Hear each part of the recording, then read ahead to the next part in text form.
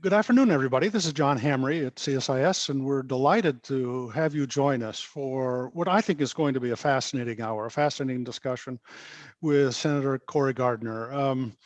And I just, you all know who he is. That's why you've dialed in. That's why you're listening. But I want to share something, my own personal experience. I worked in the Senate Armed Services Committee back in 1984 is when I started. Now, Senator Gardner was, I think, only 10 years old back then. But I remember my very first hearing, and I was asked to, get a cup of coffee for the chairman. And back in the anteroom behind the hearing room is where they had a little coffee machine. I'm back there getting it, and in walks former Senator John Stennis. Okay, now this titanic figure. And he walked up to me and he said, "You're new here, aren't you?" And I said, "Senator, I am. This is my first hearing. I couldn't be more thrilled to be here." And he said, "I just want to tell you one thing." He said, "There are two kind of people here in the Senate." He said, "There are workhorses and there are show horses, and only the workhorses matter." And I thought of that this morning when I was thinking about this session with Cory Gardner. This was a workhorse. This was a senator who took on issues that really mattered.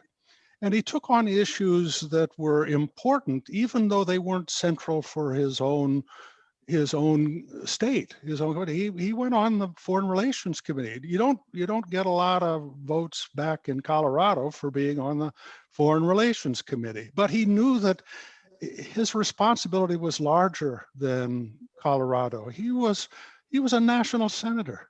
He had responsibilities for all of us to lead in the Senate, to understand complex issues that mattered for us, not just for Colorado. And we had the experience of witnessing that. Dr. Michael Green is going to lead the conversation with Senator Gardner, but it was through Senator Gardner's interest and work that he really opened the door for some of the most important work done in the last several years on foreign policy in Asia. And I hope we get into that, Mike. I think it's a very important part of this conversation, because it was at a time when, we were drifting a bit, and Senator Gardner stepped up and stepped in, and he was a crucial leader at a crucial time. We are very anxious to hear his thoughts now. He's transitioning to a new stage of life, but he is going to be active in the policy world, and we need him. And so we're very grateful to have this opportunity to listen to him. Mike, let me turn to you and have you and Senator Gardner take this forward. And thank you, Senator. Great to have Thanks, you John. with us. Thank you. Thank you, John, and I'm looking forward to this discussion. My colleagues and I at CSIS began working with Senator Gardner and his staff back around 2017 or so, when he was formulating a piece of legislation known as ARIA, the Asia Reassurance the Asia Reassurance Initiative Act, ARIA, which was a very rare example of grand strategy being designed and promulgated from the U.S. Senate. And an example that I think is going to stand the test of time, that is going to be a framework that not only influenced the Trump administration, but that the Biden administration is going to follow. And so a really unique contribution from the Congress at a time when, as Dr. Hamre said, our Asian friends and allies needed a lot of reassurance, and they got it from Senator Gardner and from his colleagues on both sides of the aisle who signed up for this. So we're going to get into that and hear from Senator Gardner sort of how the sausage was made, what the strategic objective was, and a little bit about what comes next, what the Biden administration and members of this Congress should be thinking about. I think we should start, and Senator Gardner agreed, by reflecting first on what is happening right now. The impeachment hearings in the House, of course, the attack on Congress last week. There's no way we can really talk about the future of the U.S. in Asia or the world without putting that in context. What does it mean for the Republican Party? What does it mean for the role of Congress? Can the United States credibly advance our values? And I think Senator Gardner has real perspective on all of those. So let me start with that if I could, and welcome, and then we'll get around to some of the strategy. But I think we're a republic, we're a democracy. Our strategy flows from our values. So I think we have to start there. Yeah, and thank you, Mike, for the introduction and the opportunity to be here with CSIS. So thank you, John, for those kind words as well. We've done a tremendous amount of work together over the last several years, thanks to the relationship that we have all had and the importance of Asia and what it means to U.S. economic interests, national security interests, rule of law, democracy, and human rights. You and I had a conversation here about a week ago, and you were talking about the damage of what happened to U.S. credibility last week. As those images weren't published in a newspaper a week after it happened or a month after it happened, but they were beamed across satellites around the country immediately. And the entire world knew what was happening. I was watching the floor of the Senate during the electoral process, and I heard Chuck Grassley, not Vice President Pence's voice, give the words that, there's a placard on the dais of the United States Senate. And that placard says, in case of emergency, the Senate will stand in recess subject to the call of the chair, and you gavel out. That's written on the dais. And when his words came across and it cut off Senator Langford, I knew something at that point had happened. And we all know now what a sad and tragic day this was for the United States, but for the world who needs a strong United States, a united United States.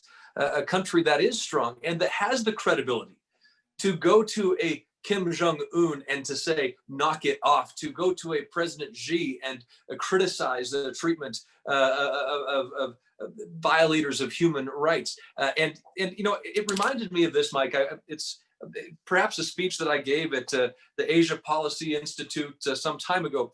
But in this speech, I talked about George Kennan, and I mentioned something that he had said. And I'm going to read this now. The famed American diplomat in Moscow, of course, in his long telegram in 1946 said this: "Much depends on the health and vigor of our own society. World communism is like a malignant parasite which feeds only on diseased tissue. This is the point at which domestic and foreign policies meet. Every courageous and incisive measure to solve internal problems of our own society, to improve self-confidence, discipline, morale, and community spirit of our own people is a diplomatic victory over Moscow worth 1,000 diplomatic notes and joint communiques." In this case, we're talking, the beginning of the Cold War. We're talking about sort of the dominoes concern.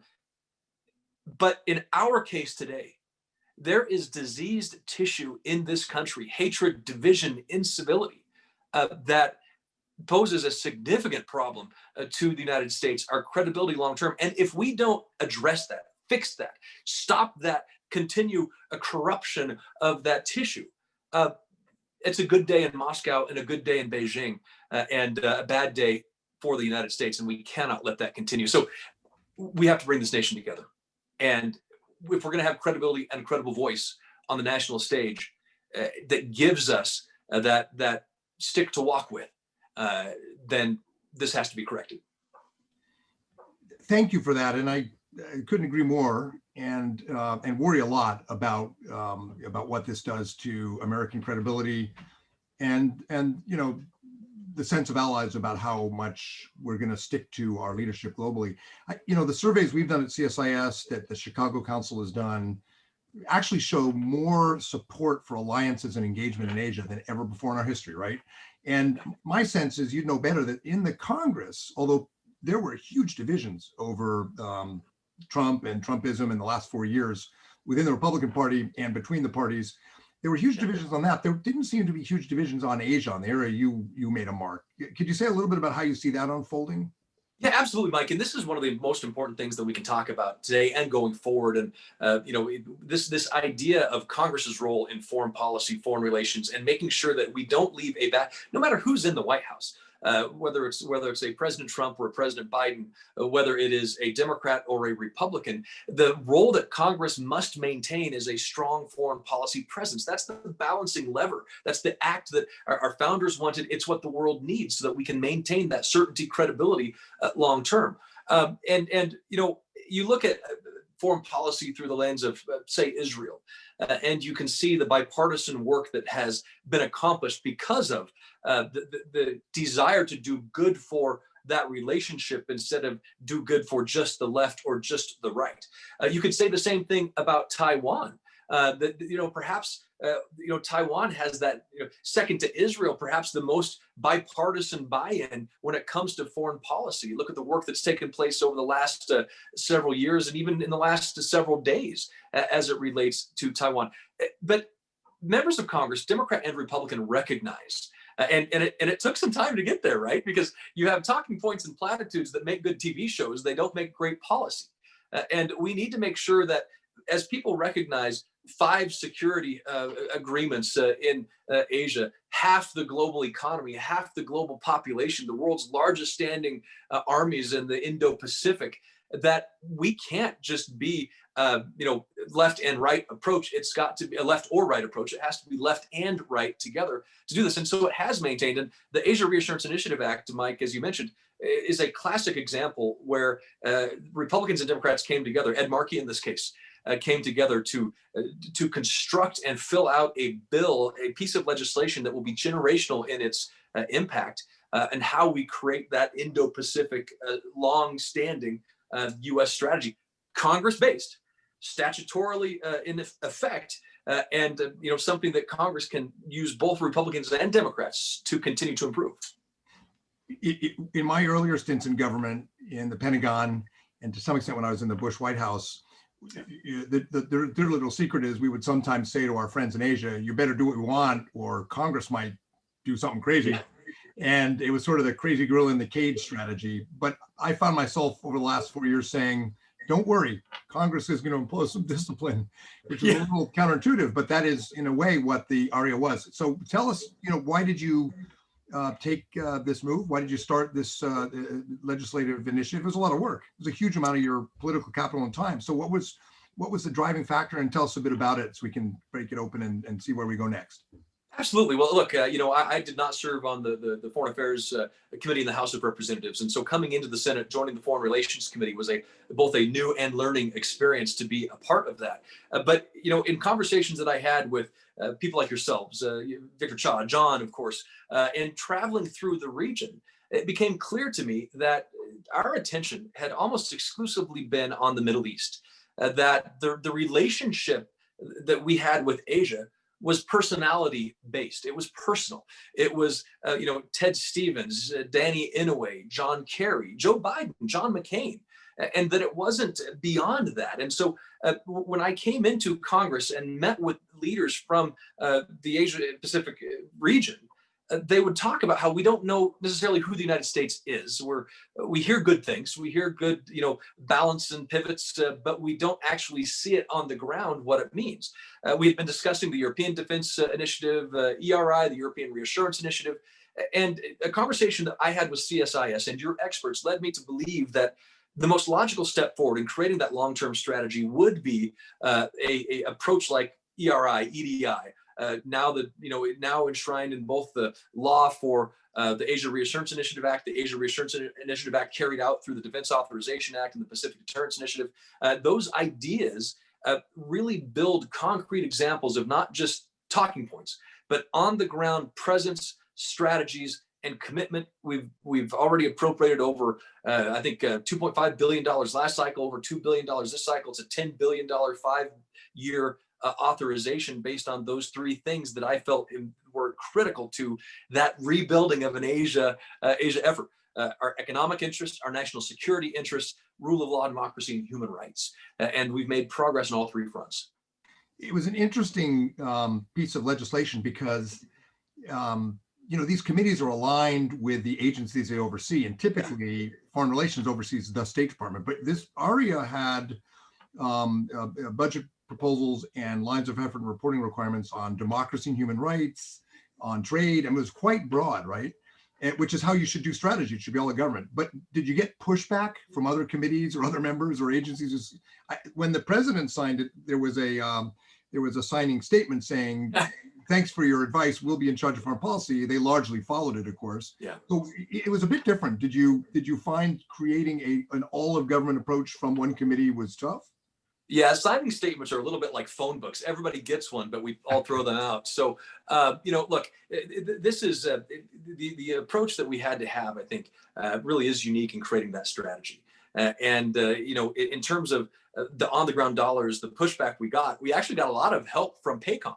When we were working with Admiral Harris, they were talking, this is the need, because remember the time that we're putting ARIA together. Harry Harris, ambassador to Korea, was Pacific Command, and so he's showing what we need from a investment standpoint in our military, where we are falling short in the theater, in munitions, in technology, and they quite frankly helped us with numbers. Now, the Foreign Relations Committee jurisdiction wouldn't allow me to tap quite into some of those resources that I had hoped, but we took that basis. I went to John McCain and I laid out the strategy behind ARIA to John McCain. I said, this is what we're trying to do, Senator McCain. And this is what we're wanting to do. Obviously, this is on the State Department side. We hope that this can be involved and helpful on the FMF side and other areas where we can have those sort of state defense opportunities, because it all does go toward diplomacy. Earlier, I had said to you before the conversation started that I think Republicans rely too much on the Defense Department, Democrats rely too much on the State Department, and we need to find this balance in between. And I really tried to strike that with ARIA, even though it was bound to the jurisdiction of the Foreign Relations Committee and State Department focused. So we did have great support from Senator McCain and the Armed Services Committee, and continue to today, including Chairman Inhofe, who helped us with PDI, making sure that PDI reflected the intent of ARIA. ARIA really is, PDI really does enshrine that whole of government generational approach to Asia. One of the pillars of ARIA was a focus on American values, on advancing democracy and defending human rights in our development policy, our diplomacy, and it came at a time when the Office of Management and Budget in the Trump White House was trying to zero out a lot of funding for those areas. And at the time, it seemed to me that while quietly behind the scenes, a lot of members of Congress were pushing back, ARIA was the one and only real statement broadly supported that these were important. And, how did you see, and how do you see now that we've just gone through what we went through, the way we advance our values and support democracies and human rights? Well, I think it was General Eisenhower, and I'm going to paraphrase here. General Eisenhower said, "You don't lay down on the tracks of history so the train of the future can run you over." And when we turn away from human rights, rule of law, those values, that's where the train of the future will run us over. Not just the people of this country, but around the globe, as we see extreme regimes rise, as we see less and less care for human dignity and concern for the rule of law. And that's why ARIA is so important in putting hundreds of millions of dollars into this effort to build democracies, to build institutions and civil societies, to create promotions of speech and liberties, and to think about how we can use those dissident voices for the good of humanity, not just in the country they are, but around the globe. And that goes back to the very first thing we talked about as well, Mike. How do we have the credibility as a country to talk about that when we see what happened at the United States Capitol? Look, we pride ourselves in our First Amendment rights and right to protest, but sedition is something the United States believes we have overcome, and we aren't going to tolerate that, and we're going to prove this through the strength of our Constitution and our institutions to the rest of the world that our Constitution and democracy will hold. But that's why these programming dollars in ARIA matter in the Indo-Pacific, because of our experiences, of the importance of democracy, and of the importance of a rising authoritarian regime in China, and the continued closing authoritarian regime that we have to counter. We did an event, CSIS event. It was closed, but we did it the morning after, on January 7th, and the Americans were all a little dejected and unsure. Yeah. And a very senior, very respected Korean retired diplomat said, "I look at this and what I see is all the more reason why the United States has to help us all lead on perfecting our democracies, because we've all struggled." And in a way, he said, welcome to the club. Maybe more humility, maybe more partnerships. But he said from the perspective of people who care about democracy in Korea, and I think this is probably true elsewhere, all the more reason for the U.S. to redouble our commitment with more humility and self-reflection.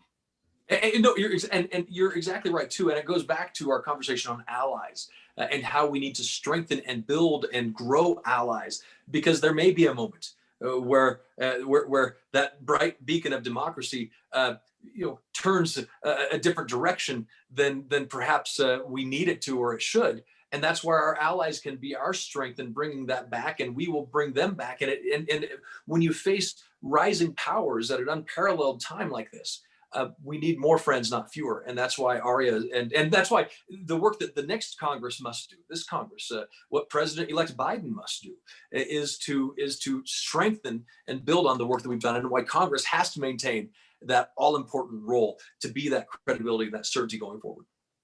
I gather you didn't get much pushback from your colleagues on that piece of, I mean, you were talking about spending real money, but you didn't get pushback too much on that democracy values piece of ARIA, I gather, or did you? No, we did not. We did not. We have, there's tremendous support, and I think you go back to human rights are a concern not just in the United States but everywhere, and a violation of human rights somewhere is a violation here. I think that was President Kennedy. Again, a very rough paraphrase of what President Kennedy had referred to, and so we have an obligation. I think Congress recognizes that role. Now it's our job. It's our job to make sure that we're going back to our constituents and making sure they understand the value of that too, because that's very much a part of this current debate right now. I remember when we were in negotiations over the COVID relief package and the omnibus appropriations bill, some very leading voices on the right were, oh my gosh, you've got money in here for Pakistan, money in here for other countries, you've got money in here for something called the Asia Reassurance Initiative Act. Well, that all goes to the fact and points to what we can do to avoid conflict, to build freedom, to grow U.S. economic and security alliances without having, the kinds of conflicts that we've seen ensnare the world. One area where it seemed like you did get some pushback was trade, partly because it's not the jurisdiction of the committee, but also because TPP was so sensitive. And I remember when you rolled it out, you framed it in a way where a lot of the press in the region, there was a front page Australian headline saying, Gardner's ARIA legislation is basically a stalking horse for getting back to TPP, and you own that. And I gather for your constituents in Colorado, trade with Asia is pretty important. But tricky. Where do you see that piece of this going on the Hill? The Biden administration, in the campaign, it was a third rail. No one wanted to talk about trade, but everybody knows it's you articulated in your rollout of the legislation. It's mission critical. Where do you see the politics of that going? Yeah, look, I mean, if you think about the strength of having, 80+% of the global economy into one trade agreement, the power that has to demand good behavior from other nations is real. And if you're trying to influence how China's trade practices work, you are going to have far more success when you have, the global gang of economy against one country saying, no, we want you to behave this way. We want you to stop doing this. We want you to have fair and open markets. That actually delivers results far more so than tariffs on washing machines. And so, we missed a huge opportunity. And, this was a bipartisan failure. Because at the time of the presidential election in 2016, you had the Republican candidate saying he opposed it, and you had a once supportive Democrat candidate turn against it as well. It was a bipartisan missed opportunity. Just as it seems like the North Korean policy has been one of bipartisan failure at times, we missed on TPP. Look, I hope the Biden administration will engage in TPP, that they will enter TPP. It will make the United States stronger at a time we need it greatly. It will make our allies recognize that we haven't abandoned the field. It will grow our strength, and it will be something that others want to be a part of. There's an opportunity for Taiwan to be a part of this if we can get into this in the first place. But we've got to get TPP done. It matters greatly. Economic power, national security power go hand in hand. And we're missing the boat. And look at what China has done with Europe right now. And again, it continues to hurt us. When you look at it looks like the White House is going to announce Kurt Campbell will be a senior coordinator for the Indo-Pacific, and that's a big move on Asia. And it sounds like that office is going to be pretty powerful and pretty big within the NSC structure, and that tells you a lot about priorities. So early signs are the Biden administration is going to really do a lot of what you tried to do with ARIA. I don't know if you're talking to anyone in the administration, the transition team, but what are the cards that they need to really think about playing to get us, in the game in Asia? Absolutely. One, I guess, since you just talked about that, but what are some of the bold moves they could also make to get us in the game fully? If you think about it, I mean, just fully committing to things that we did in ARIA. You look at the national defense strategy, national security strategy, really were filled out by ARIA. And if you look at the most recently declassified elements of the strategic framework for the Indo-Pacific that I think O'Brien just declassified earlier this year, that is ARIA. I mean, that basically is ARIA. So they are going to want to have their own policies. They are going to want to have their own, as you said, imprimatur on what happens in Asia. If they follow ARIA, because I actually don't think the previous administration utilized it to its full. We had good appropriations, but they didn't own it like they could have. Mm-hmm. And look, we're going to have a reauthorization coming up of ARIA in just a couple of years. That work needs to begin now.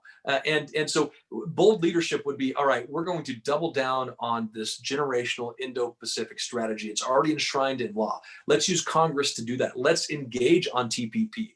Let's move on North Korea doing the things that needed to be done. Let's re-engage Japan, Korea, the Quad. Let's re-engage with Vietnam, Australia, U.S., India in ways that we haven't before. There are so many things that Kurt Campbell, who's a tremendous power horse on Asia, could be accomplishing, and they could make it. They can't slip back into the talking points. We got to make sure that it's more than just platitudes. We got to make sure it's action, and our allies need that assurance now. And so that big, bold directive would be saying, hey, you know what? Our White House is focused on a U.S. Asia. And that is our number one global goal, is the strengthening of a U.S. Indo-Pacific presence strategy from an economic standpoint, security standpoint, and that rule of law. You make that would make a big, bold impression. That declassified NSC document was so interesting because it really did look like ARIA. Yeah. It looked like the legislation you had put together. It also had a lot of the building blocks you would have found in a strategy from any think tank, from Heritage Foundation on the right to Center for American Progress on the left, really. And there, the trade, human rights, Taiwan, maybe there'd be some differences, but there's a pretty strong consensus on what we need to do among people who look at China and the region. And Joe Biden's a man of the Senate. He's an institutionalist. He wants bipartisan areas, and this should be one. But, the RNC was telling Republicans, especially in the House, run on China. Go after Joe Biden on China. I think a lot of people are a little taken aback at the way Secretary Pompeo has dropped some big, controversial decisions on Taiwan and foreign policy on the way out the door. It suggests that actually this could be politicized in a way that we don't need. How do you see the politics of this going forward? Do you think there's room for a bipartisan framework that would put us on the same page in dealing with this challenge? I do. And look, I mean, to be blunt, the only thing that's going to get out of the United States Senate at a 50-50 standstill are things that have bipartisan buy-in. And I think Asia policy is one of those areas. Just look at the work that Ed Markey and I did. We took this idea from scratch and made it a pretty significant opportunity. And I've talked to Senator Menendez, Senator Coons, Senator Romney about what they want to do with Asia. Senator Risch, Chairman Risch, and they all want to be involved. And the only thing that's going to come out of the Senate is going to have that bipartisan support. So I think number one, it's obviously needed. The continued focus on Asia. We can't just continue to let the Middle East drive all of our foreign policy decisions.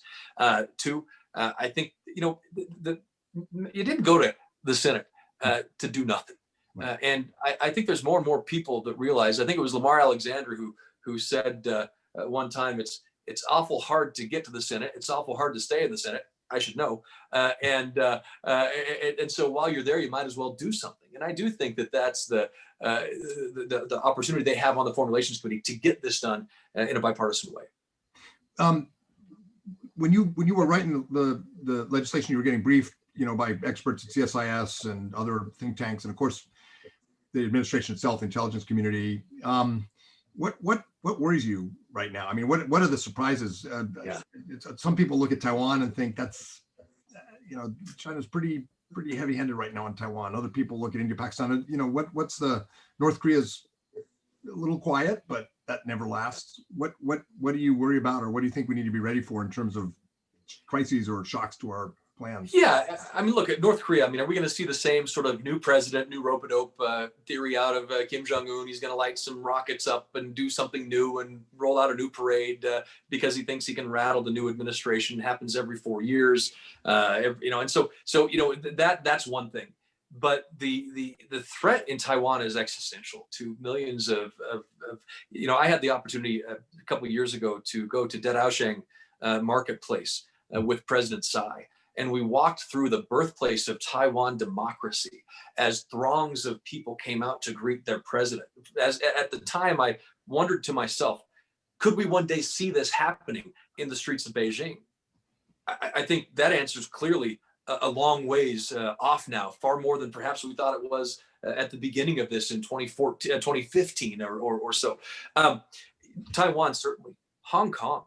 I think the real question that I've talked to my former staff with, the question I've talked to others about is it gone? Is it lost? Has the world sat by and just, okay, it was what it was and it is what it is. And what a shame that would be. I think the weakening of the United States in the eyes of our allies based on this last week's events, that diseased tissue that I talked about, the corrosive effect of a lack of confidence, is a major threat. If we can't get our country, if we can't get our democracy right, we have no credibility to tell other people how to get their country right. And so that's a real challenge long term. That's where ARIA again is important. That's why building on allies is important. That's why President-elect Biden needs to come forward. Kirk Campbell needs to come forward with that strong, unified approach to show that we mean it, we're in it, and we're a stable force through the Pacific. We're a Pacific nation. Nobody's going to take us out of this. The only way the United States gets taken out as a Pacific power is from our own internal struggles, and we cannot let that happen.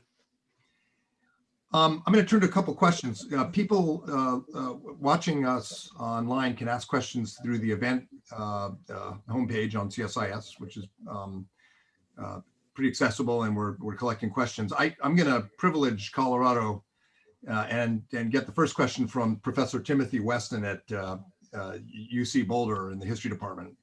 I forget, did you go to UC Boulder? I don't know if he was your professor. Undergrad. I went 1 year undergrad and then to law school at UC Boulder. You got it. Okay. So, but Professor Weston was not your professor. No. Okay. Lucky for him, he was not. So he asks, a really important question, which is, he observes the Chinese Communist Party is going to use January 6th again and again. This is a point that I've made in some of my writings about what happened. How do you see it? And what, in terms of information campaigns, narratives, how do we counter? Yeah.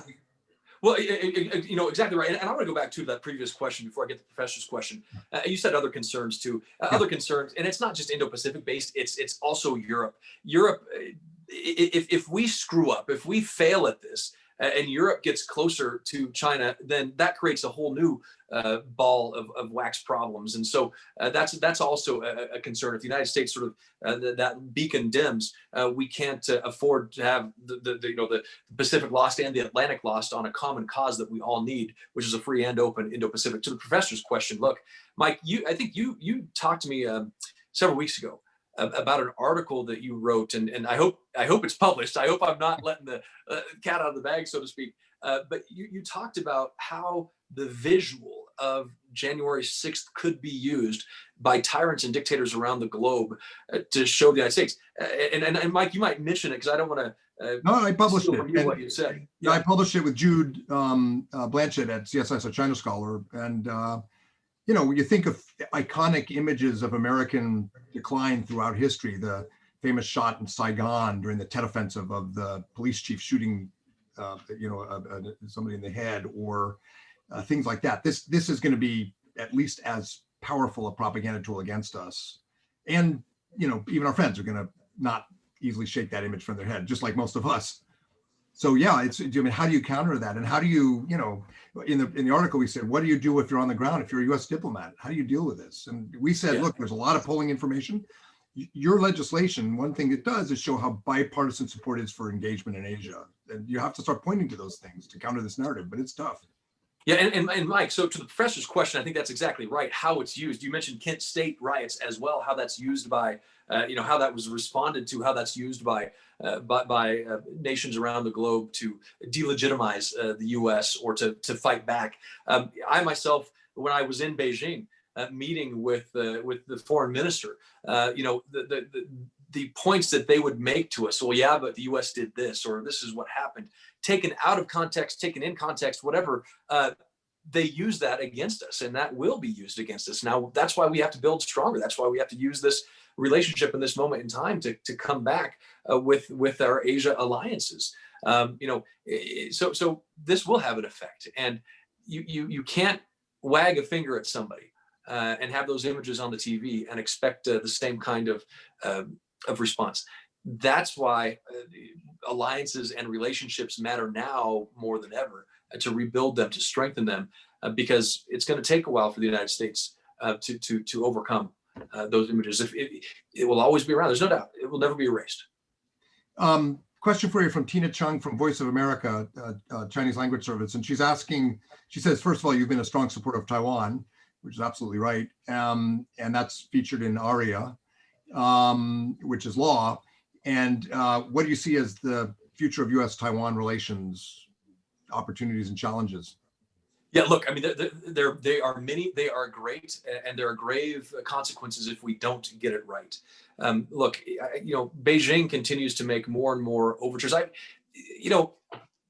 My first experience to ever look out a window and wonder if there would be a rocket landing where I stood. It was actually in Taiwan, the first time I traveled to Taiwan in 2004.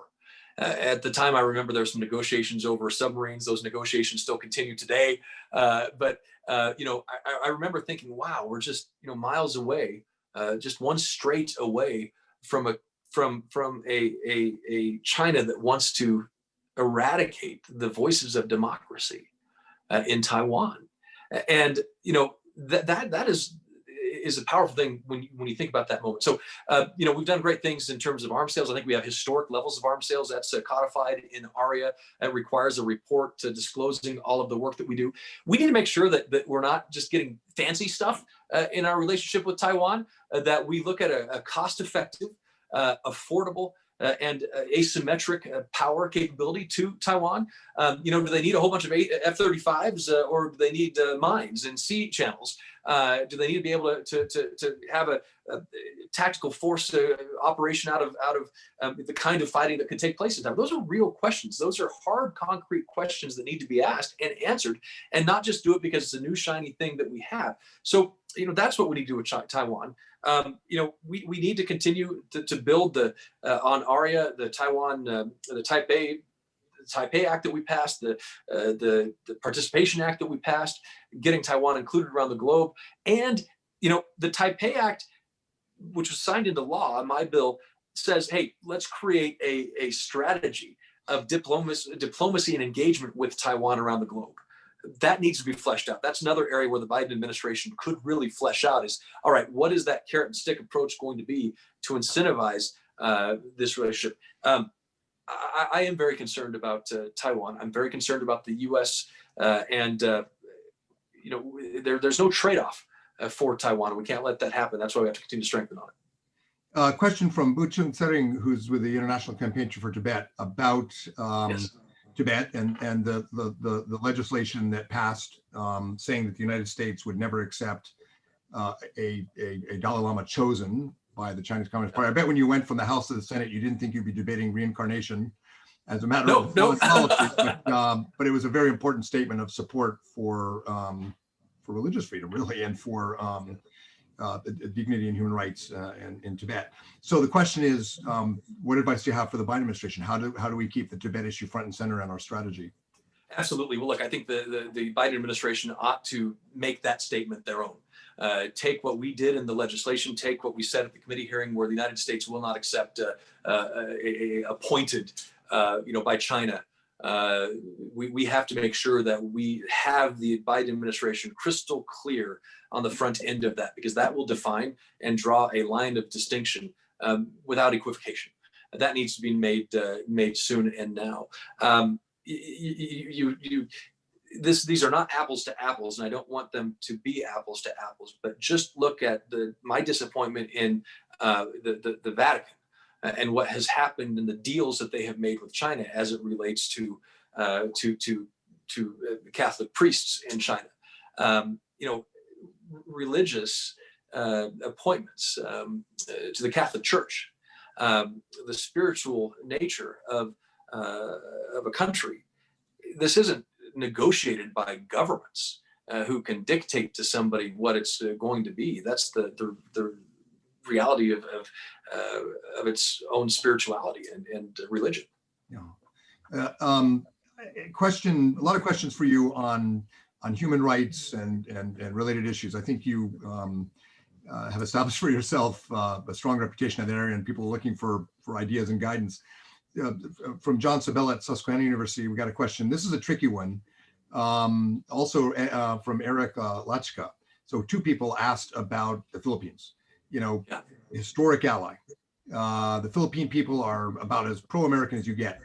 They're in the front lines in the first island chain facing Chinese pressure. But President Duterte is the most authoritarian leader we've had in that country in a generation. So what do you do? How do you deal with a friend like the Philippines that's engaging in anti-democratic actions and struggling? I guess first of all, you're humble because we're learning we're not perfect. But what do you do about a close ally like the Philippines?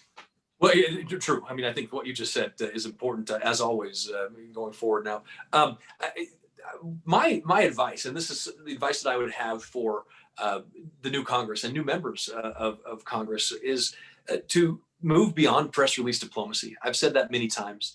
That especially now, the United States can't just wag its finger and send out a press release condemning some action. We've got to build relationships, and sometimes those relationships aren't based on they're doing great. We want to go and praise everything that they've done. Sometimes those relationships are made because the United States has a strategic interest in a strategic alliance, and sometimes our friends and don't do what we had hoped that they would be doing. And it takes people willing to go there and to say that. I did that. I actually went to the Philippines. I met with Duterte to express my concern over extrajudicial killings, to express my concern over the way the police force was handling those extrajudicial killings. As a result of that meeting, they actually put sanctions on North Korea that they had refused to do. Did it fix everything? No, it did not. Do we have more work to do? Heck yes, we have more work to do. But we have to have that level of engagement. It was in the Philippines where I heard one of the sort of, I can't remember if it was a government official now or civil society leader in the Philippines who said, we don't know who the United States is. We used to know these people. We don't know who you are. And so we have to make sure that those relationships are real, they're personal, in where it's the nature of Asia itself to have those personal relationships and that face that we need. We can't come in the bad times and expect good behavior if we don't also create an avenue for the good times for good behavior as we cycle through history. So it's just not a binary choice between punishing or engaging. If you want change, you have to stick with your values in a disciplined way, but you got to engage too. You have to engage. That's exactly right. And you have to deliver the tough messages. And those tough messages need to be based on relationships, not just press releases. And I guess that's what I mean. You said it better than I did. So you and I probably grew up around the same time. And came of political age in the era of Ronald Reagan. Yeah. And to me, and I wrote a history on this, the touchstone, the sort of example is how George Shultz handled the Philippines and Korea and Taiwan in the 1980s. There was a lot of congressional pressure, and Shultz convinced Reagan that Marcos and these other leaders, they were on our side, but if we tolerated anti-democratic governance, eventually those countries would become so brittle we were going to lose them anyway. So we've got to put in the tough discussions, and Reagan did it. Well, yeah, no doubt. And on that, I think, we did include some pretty tough language in ARIA on the Philippines, calling for sanctions and that work. But yeah, you have to be exactly that. Brittle nations are brittle nations, and they're going to break. So we have to make sure that we're standing on that strength. So the toughest nut of all to crack, of course, is North Korea. And Simon Lee, who's with Radio Free Asia, asks basically, what's your advice on North Korea? You have people in Seoul and saying, President Biden should pick up summits with Kim Jong-un. You have others in the US saying, just put it on the back burner. And you have others warning, you can't put it on the back burner. North Korea never stays on the back burner. Right. How we've tried everything almost. What do you recommend? What should President Biden want this to be the centerpiece of his foreign policy, but North Korea may give him no choice? Yeah, I think the Obama administration ended, the Trump administration began with a different setup on North Korea that I thought could actually work. We had the sanctions that were taking effect. They were very harsh. They were working. We were putting more and more into that effort. We were actually starting to see things, I thought, move. And we had a chance to move away. I mentioned it earlier in our conversation. We had a chance to move away from the bipartisan policy of failure in North Korea to a new approach that seemed to have a chance. And then the summits, and I'd be hard pressed to tell you what we gained from those summits in terms of actual, where are we today that the Biden administration can pick up in a better position than it was 4 years ago. I think we have to go back to the tough sanctions. I think we have to go back to that committed resolve that North Korea is going to try to yank as much as they can. You've already heard the last couple of weeks some people, comments out of Kim Jong-un about what he will do or new technologies that they're going to unveil. It's the same show playing again. So let's be tough. Let's be resolved, and let's go back to what was working at the end of the Obama administration, being the Trump administration, and fine tune that. I know when you were senator, you spent a lot of time with the Japanese and Korean ambassadors, with a lot of the ambassadors from the region. You were really generous with your time and with visiting delegations. And, the whole time you were there, one of the biggest headaches for US policy was the relationship between Korea and Japan. And, a lot of people looking at competition with China worry that South Korea is a little too wobbly. The South Koreans talk about strategic ambiguity. They don't want to be in the free and open Indo-Pacific strategy against China. They don't want to be implicated. And yet, in polls, support for the alliance in Korea is really strong. They want American leadership. So what's your take on Korea? You spent a lot of time talking to Korean politicians and diplomats. Should we be worried about that alliance? Are there ways we can shore it up? What do you think? Well, look, we always have to work to strengthen our alliances and relationship with Korea. And I think, in my time in the Senate, one of the most obvious reminders to Korea is the placement of the defense systems in Korea. And the economic embargoes that China had placed on, I believe it was a Korean supermarket chain in China, and in Korea, the travel embargoes, they cost the Korean economy billions and billions and billions of dollars because Korea was acting in its own self-defense. That's just one example of many that you can point out to, that the relationship with China, the relationship that China wants with Korea isn't one of equality, it's one of fealty. It's one of subjugation from an economic perspective, so we have to remind Korea, others around the globe, what happens when you try to get too close to a China that isn't interested in a level playing field. They're interested in fealty.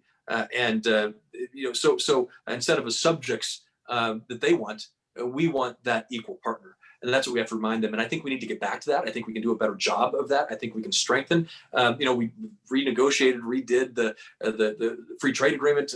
You bet. We need to make sure that that's being carried out in a positive manner.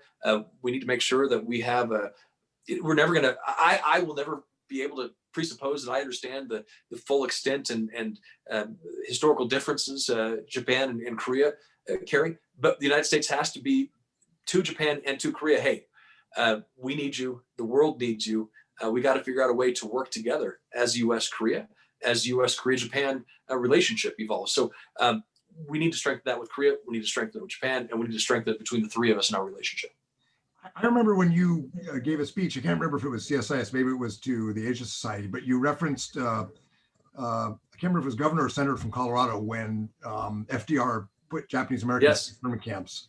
It was a very powerful anecdote, and it was in the context of Japan-Korea relations, as I recall. Can you give us a short version of it? Because it's really— Yeah, absolutely. It was actually Governor Ralph Carr of Colorado in the 1940s who was very strongly outspoken against Executive Order 9066 by FDR, calling for the internment of Japanese Americans.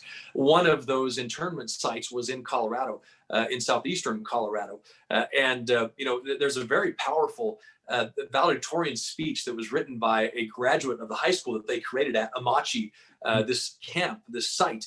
And I would encourage anybody to, in fact, Mike, what I will do is I can send you this speech and you could share it with the people on this call if you would like, because it talks about the experience of being an American whose constitutional rights were abused, violated, and what it meant to that. So look, we've had that experience, and we have to move through it and to figure out ways to strengthen the freedom, equality, justice, fairness of America, and never go back to those dark moments. In fact, one of the things I'm excited about over the last years, we were able to pass legislation that would add Amachi, the internment site, as a part of our national park system. So that we can never forget that dark chapter in American history and use it as a learning experience. But yes, the historical differences, the challenges we've had, we have to build on those tragedies to build strength, recognizing we'll never do them. And that's echoed throughout history. And you said it's in the southeastern corner of the southeastern part of the state, yeah. So down by the Kansas side.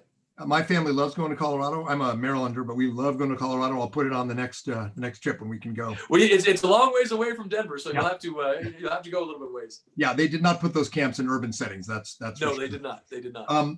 We have a lot maybe the time of day, but we have a lot of questions from Scotland and Ireland for some reason, and from University of Glasgow and City University of Dublin. I don't know why we have this Celtic a wave in this event, but one faculty or student asked about the Quad, U.S., Japan, Australia, India Quad, and should it be expanded? I don't know if this is a request for Ireland to get in the Quad or not, but I suppose Ireland counts as a maritime democracy. But what is your thinking on the Quad? It was controversial 8-10 years ago. People thought it was too much, provocation towards China, and now it's seen as an asset for the U.S. and the other countries. What do you think the future should be for the Quad? Yeah, you go from the Quad to the Quint. Is that what we would do? Look, the Quad, I think, stands on its own, and we need to strengthen the Quad. ARIA takes tremendous steps in doing that. And I think I don't want to use the word fragility, but the relationships within the Quad need to be strengthened, they need to be a level of trust injected into that between all four partners to make sure that we are utilizing that to the full extent, maximum potential of the Quad. But there's no reason why the United States can't create a partnership with Ireland, Europe, you name it, as it relates to Asia, and the same kind of effective Asia presence and voice. In fact, one of the things that we've talked about here is what we got right, what we missed, what we'd like to do better in the next version of ARIA or pieces of legislation going forward relating to Asia. It is how to engage Europe, how to engage Ireland. Look, I mean, when you think about global channels of trade, that's not just a global channel of trade for the United States or North America. That is a global trade system, a global population base. If there is ever, and God forbid, if there's ever conflict, this is not going to be an isolated conflict in Asia. It's not going to be just a China versus the Quad or the United States or Canada. I mean, this is going to involve everybody, and we have to work with Europe to avoid that, to prevent that, to make sure that while we remain competitors, while we remain very much at odds over human rights, rule of law, democracy, freedom, that we can do so in a way that maintains that stability and peace that allows Europe, the United States, and Asia to prosper. Do you have some words of advice for people coming into Congress now who just got elected to the House or the Senate who are interested in foreign affairs and are maybe wondering, is this how I should spend my time? Do my constituents care? Can I make a mark? Anything to inspire them to get into the business the way you did? Yeah, absolutely. I mean, look, the United States, I remember going to the Shangri-La dialogue. And I remember I was there with Senator McCain, and I believe Senator Graham was there, and Rob Adderholt was there. I think Mac Thornberry was there. We had others there, both Democrats and Republicans. The one person that when you walked in the doors of the meeting, Senator McCain, and people came flocking to Senator McCain. That was a relationship that mattered, that carried weight and mattered significally for the interests of the United States. We need that again, Republican and Democrat, left and right. We need that person relationship. And so my advice to new members of Congress, don't just follow the crowd when it comes to foreign policy. Find your path, find your impact, and make it real. Don't just issue papers and legislation. Get to know them, the people, and how we can then effectively look at the difference that Chris Coons has made with Power Africa. Look at the difference that when somebody gets involved in an area, what it means. For example, one of my recent visits to Taiwan, I sat next to a minister who picked up a piece of bread. And he said, "Oh, I love wheat bread. You know why I love wheat bread? Because when I was a child, we didn't have food, and we had the bags of flour provided by the people of the United States." That makes a difference in how that leader saw and viewed the United States as a child. Now he is a minister in the government of Taiwan, and how that relationship can continue. So get to know them, build that relationship, move beyond press release diplomacy, and make a difference, and think big. Think big. Don't just follow the crowd in the Middle East or a reflexive muscle memory to Europe. We gotta reach out to that portion of the world that has a majority of population and a significant majority of our economy globally. There was a time when the leaders on the Asia Pacific in the Senate were from Alaska and Hawaii, right? Stevens and Illinois. Yeah. And now the leaders are from landlocked states like Colorado, Arizona. Yeah. And you can see in public opinion polls how views towards Asia have changed, because it used to be mostly West Coast, and now it's the entire country thinks it's the future.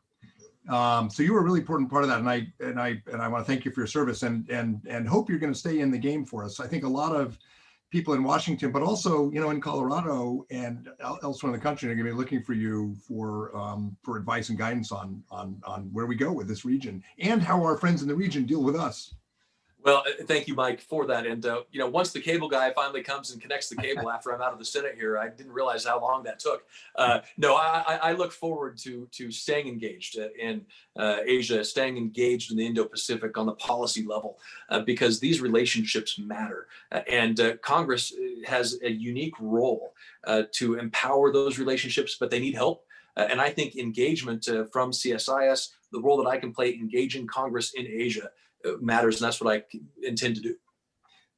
Thanks so much, and thanks everyone for joining us. We have an event again January 26th at 10 a.m. It's our annual Asia forecast. So we get all our Asia experts, and we survey the audience and make predictions, and then debate what the results of that survey was. So it's an interactive thing we do with experts, students, diplomats who anonymously do the survey on what to expect in Asia for the coming year. So invite everyone, including you, Senator, to join us. That's January 26th at 10.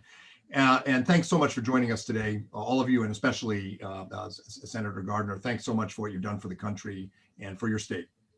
Thanks, Mike. Thanks for having me. And CSIS, thank you. Thanks.